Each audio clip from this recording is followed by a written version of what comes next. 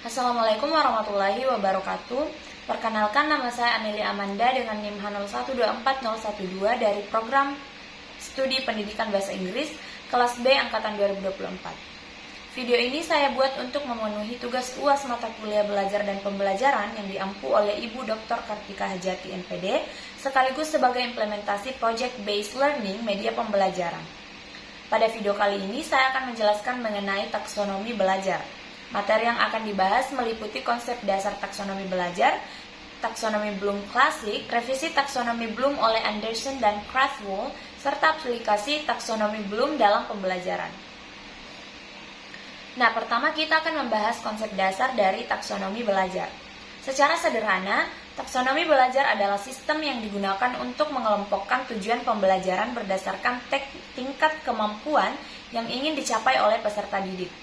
Taksonomi belajar membantu guru atau dosen dalam menentukan tujuan pembelajaran, memilih metode pembelajaran yang tepat, serta menyusun evaluasi yang sesuai dengan kemampuan peserta didik. Nah, melalui taksonomi belajar, proses pembelajaran tidak hanya berfokus pada menghafal materi, tetapi juga mendorong peserta didik untuk memahami, menerapkan, menganalisis, mengevaluasi, bahkan menciptakan sesuatu yang baru berdasarkan pengetahuan yang telah dipelajari. Nah, oleh karena itu, taksonomi belajar memiliki peran yang sangat penting dalam dunia pendidikan. Secara umum, taksonomi belajar terdiri atas 3 ranah utama. Yang pertama adalah ranah kognitif, yaitu ranah yang berkaitan dengan kemampuan berpikir dan penguasaan pengetahuan. Yang kedua adalah ranah afektif, yaitu ranah yang berkaitan dengan sikap, nilai, perasaan, dan karakter seseorang. Nah, yang terakhir atau yang ketiga adalah ranah psikomotorik, yaitu ranah yang berhubungan dengan keterampilan fisik atau kemampuan melakukan suatu tindakan. Nah, pada video kali ini, fokus pembahasan kita adalah ranah kognitif, karena ranah inilah yang menjadi dasar dari taksonomi Bloom. Nah, taksonomi Bloom pertama kali diperkenalkan oleh Benjamin Bloom dan timnya pada tahun 1956. Bloom mengelompokkan kemampuan berpikir manusia ke dalam 6 tingkatan yang tersusun dari tingkat paling sederhana hingga tingkat yang paling kompleks. Ke-6 tingkatan tersebut adalah knowledge atau pengetahuan, comprehension atau pemahaman, application atau penerapan, analysis atau analisis, synthesis atau sintesis, dan evaluation atau evaluasi.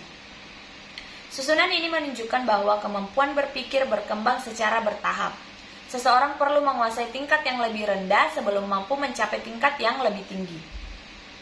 Nah, mari kita bahas satu persatu. Yang pertama itu knowledge, berarti kemampuan mengingat informasi atau fakta yang telah dipelajari. Selanjutnya comprehension, berarti kemampuan memahami dan menjelaskan kembali informasi tersebut. Application adalah kemampuan menggunakan pengetahuan dalam situasi tertentu. Selanjutnya adalah analysis, yang merupakan kemampuan menguraikan informasi menjadi bagian-bagian yang lebih kecil untuk memahami hubungan di dalamnya. Selanjutnya adalah synthesis, yaitu kemampuan menggabungkan berbagai informasi menjadi ide atau konsep yang baru. Nah, sedangkan evaluation adalah kemampuan memberikan penilaian atau pertimbangan berdasarkan kriteria tertentu. Sebagai contoh, ketika seorang siswa menghafal rumus matematika, ia berada pada tingkat knowledge. Ketika menggunakan rumus tersebut untuk menyelesaikan soal, ia berada pada tingkat application. Kemudian, ketika menilai apakah suatu metode penyelesaian sudah tepat atau belum, ia berada pada tingkat evaluation. Nah, pada tahun 2001, Anderson dan Krathwohl melakukan revisi terhadap taksonomi Bloom agar lebih sesuai dengan perkembangan pendidikan modern. Mereka mengubah istilah yang sebelumnya berupa kata benda menjadi kata kerja untuk menekankan bahwa belajar merupakan suatu aktivitas yang dilakukan oleh peserta didik. Urutan yang baru adalah remember, understand, apply, analyze, evaluate, dan create. Nah, perubahan yang paling penting adalah ditempatkannya create atau menciptakan pada tingkat yang tertinggi. Hal ini menunjukkan bahwa kemampuan menciptakan ide atau karya baru dianggap sebagai bentuk kemampuan berpikir yang paling kompleks. Nah, Jika dibandingkan dengan taksonomi Bloom klasik, terdapat beberapa perubahan.